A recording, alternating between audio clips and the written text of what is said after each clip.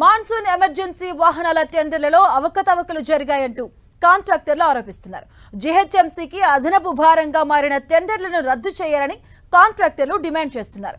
కాంట్రాక్టర్ల ఆరోపణలతో దిద్దుబాటు చర్యలకు జీహెచ్ఎంసీ అధికారులు సిద్ధమైనట్లు సమాచారం.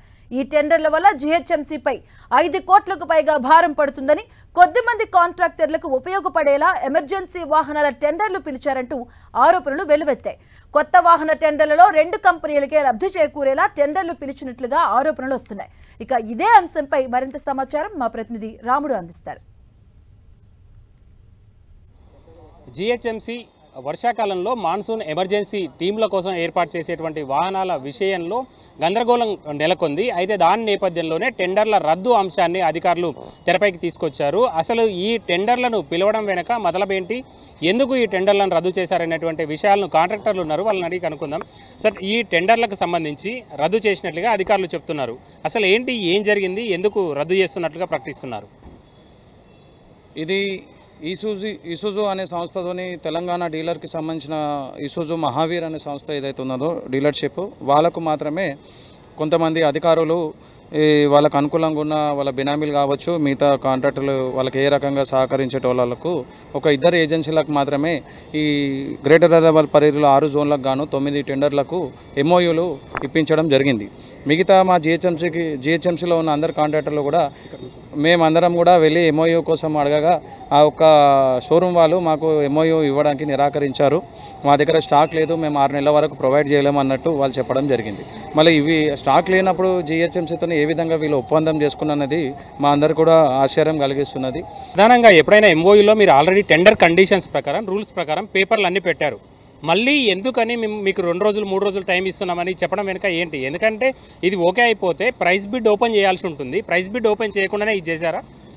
ప్రైస్ బిడ్ అనేది ఓపెన్ చేయలేరు. మేము అన్నది ఏంటంటే ఆల్రెడీ మీరు టెండర్లో పెట్టిన కండిషన్ ప్రకారం కూడా మేము డాక్యుమెంట్స్ అన్ని కూడా పెట్టడం జరిగింది సార్. ఒకవేళ మీరు ఇచ్చిన టైము 7 రోజుల లోపల వెహికల్ అనేది కూడా మేము సప్లై చేయకపోతే, డిపార్ట్మెంట్కి మేము అందుబాటులోకి తేకపోతే మీరు టెండర్లో పెట్టిన విధంగా మా మీద ఎటువంటి చర్యలైనా కూడా మీరు తీసుకోండి, మీ మీద అథారిటీ ఉంటుంది కదా సార్, రూల్ ప్రకారం మీరు మా మీద యాక్షన్ తీసుకోండి అని కూడా మేము చెప్పినాం. ఇందులో మాకు అర్థమైంది ఏంటంటే ఖచ్చితంగా ఎవరైతే ఈ 2 శాతవాహన అసోసియేట్ మరియు జ్యోతి కన్స్ట్రక్షన్స్ ఎవరైతే ఉన్నారో ఆ ఒక్క సిటిఓ సార్కి సంబంధించిన ఏజెన్సీలు అనేది మాకు కన్ఫర్మ్ అయింది. వాళ్ళ గురించి ఎంక్వైరీ చేస్తే వాళ్ళు సివిల్ వర్కులు చేసే కాంట్రాక్టర్లు కాదు, వాళ్ళకు ఎటువంటి క్లాస్ 3, క్లాస్ 2, క్లాస్ 1 కానీ రిజిస్ట్రేషన్స్ లేవు.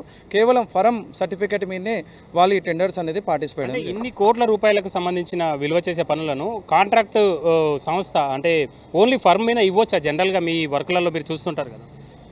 మామూలుగా మా దగ్గర ఎటువంటి టెండర్స్ అయినా కానీ కూడా 50 లక్షల పైబడిన టెండర్లకు క్లాస్ 3 అబో రిజిస్ట్రేషన్ అడుగుతాడు. 50 లక్షల లోపల ఎగ్జిక్యూటివ్ ఇంజనీర్ లెవెల్లో ఇచ్చిన టెండర్ క్లాస్ 5 రిజిస్ట్రేషన్ అనేది ఉంటుంది. ఆ వర్క్కి సంబంధించినవి దానికి తగ్గట్టు ఎక్స్పీరియన్స్ సర్టిఫికేట్స్ కానీ దానికి సంబంధించిన డాక్యుమెంట్స్ కానీ వాళ్ళు అడగడం జరుగుతుంది. కానీ ఈసారి ఫస్ట్ టైం ఇప్పటివరకు ఏ విధంగా ఇప్పుడు జరగలేదు. అలాంటిది ఇందులో ఏ కంపెనీస్ అయినా పార్టిసిపేట్ చేసుకోవచ్చు, ఫరమ్స్ కూడా పార్టిసిపేట్ చేసుకోవచ్చు అని స్పెషల్గా టెండర్లు ఈ కండిషన్ పెట్టడం జరిగింది. దీనికోసం వీళ్ళు ఖచ్చితంగా వాళ్ళకి సంబంధించిన కాంట్రాక్టర్ల కోసమే ఇదంతా చేసిరు అనేది. ఇది అంటే మనం చూస్తే మొత్తం కూడా గతంలో ఏవైతే టెండర్లు పిలిచి ఏదైతే గతం పద్ధతిలో ఉండేదో ఆ పద్ధతి కాకుండా కొత్త పద్ధతిని అనుసరించి అందులో కూడా అనేక లోపాలు, కొద్దిమందికి మాత్రమే లబ్ధి చేకూరేలా ఈ నిర్ణయం చేయడం కారణంగా అనేక మంది ఇబ్బంది పడడమే కాదు, జిహెచ్ఎంసీ పైన కూడా కోట్లాది రూపాయల భారం పడుతుందనేది చాలా కాలం నుంచి జిహెచ్ఎంసీలో పనిచేస్తున్నటువంటి కాంట్రాక్టర్లు చెప్తున్నది. అన్ని రూల్స్ ప్రకారం మేము పేపర్లు పెట్టినా కూడా మళ్ళీ ఈరోజు తక్కువ టైం ఇచ్చి ఆ టైం లోపల మీరు మళ్ళీ ఇంకొకసారి ఎంఓయూ తెస్తేనే మీకు టెండర్లు ఓపెన్ చేస్తామని అధికారులు షరతు పెట్టడం చూస్తుంటే ఇది ఏకపక్షంగా చేస్తున్నటువంటి నిర్ణయంగా కనిపిస్తుంది. అంతేకాకుండా పబ్లిక్కు అందేటువంటి సేవలు ఎక్కువ కాకుండా ఏమాత్రం పెరగకపోను, మరొక వైపు జిహెచ్ఎంసీ పైన మాత్రం భారీగా భారం పడుతుందనేది కాంట్రాక్టర్లు చెప్తున్నారు. కాబట్టి వీటిని పూర్తి స్థాయిలో రద్దు చేయాల్సిందే అనేది వాళ్ళ నుంచి వినపడుతున్నటువంటి డిమాండ్. కెమెరా పర్సన్ మనోరంజన్తో రాముడు, 10 టీవీ, హైదరాబాద్.